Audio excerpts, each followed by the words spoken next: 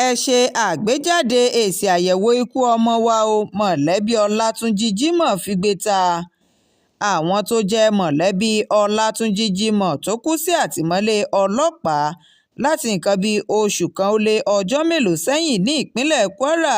ti ké gbàjarè síta wípé kí iléeṣẹ́ ọlọ́pàá gbé èsì àyẹ̀wò ikú olóògbé ọ̀hún síta nígbà tí ó ń bá àwọn akọ̀ròyìn sọ̀rọ̀ nílùú ìlọrin tí ṣolúìlú ìpínlẹ̀ kwara lọ́jọ́ etí ẹni tí í ṣe onígbọ̀wọ́ ìdájọ́ òdodo fún ọlátúnjì jimoh ọ̀gbẹ́ni owólabí olúmúyíwá rawọ́ ẹ̀bẹ̀ sí iléeṣẹ́ ọlọ́pàá orílẹ̀-èdè nàìjíríà láti fi orúkọ àwọn tó lọ́wọ́ nínú ikú olóògbé náà léde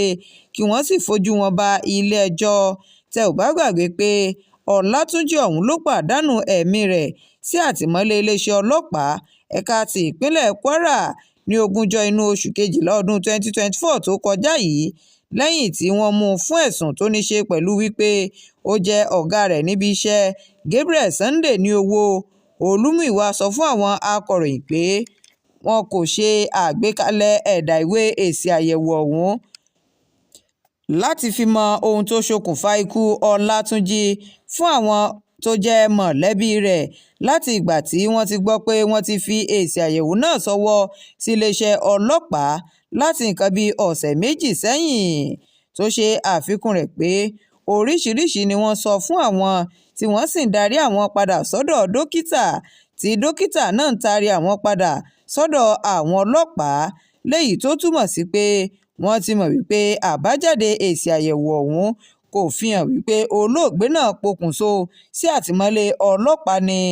Àwọn ẹbí ọlátúnjì àtàwọn ará agbègbè balógun fúlàní nílùú ìlọrin ti wá rawọ́ ẹ̀bẹ̀ sí gómìnà ìpínlẹ̀ kwara malam abdulrahman abdulrazak láti bá wọn dá sí ọ̀rọ̀ náà tí wọ́n sì tún kọ ìwé sí emir tìlú ìlọrin alhaji dr ibrahim sulu gambari láti bá wọn wá ojútùú sí ọ̀rọ̀ ọ̀hún. Bákan náà ni wọ́n tún rawọ́ ẹ̀bẹ̀ sí ilé ìgbìmọ̀ asòfin àpapọ̀ orílẹ̀-èdè nàìjíríà láti má dákẹ́ lórí ọ̀rọ̀ náà. Agbẹnusọ fún iléeṣẹ́ ọlọ́pàá ìpínlẹ̀ kwara DSP èjìrẹ́ adéyẹmí tóun nínú ọ̀rọ̀ tiẹ̀ ló ti sọ di mímọ̀ pé àwọn ti ń gbé ìgbésẹ̀ láti fojú àwọn ọlọ́pàá tó lọ́wọ́ nínú ìṣẹ̀lẹ̀ láabi náà bá ilé-ẹjọ́ kí ẹlẹ́ṣẹ̀ kan kó má bàa lọ láì jìyà. Shakirat Arówólò Nurudeen ló ń jábọ̀ ìròyìn fún iléeṣẹ́ atótó arére online TV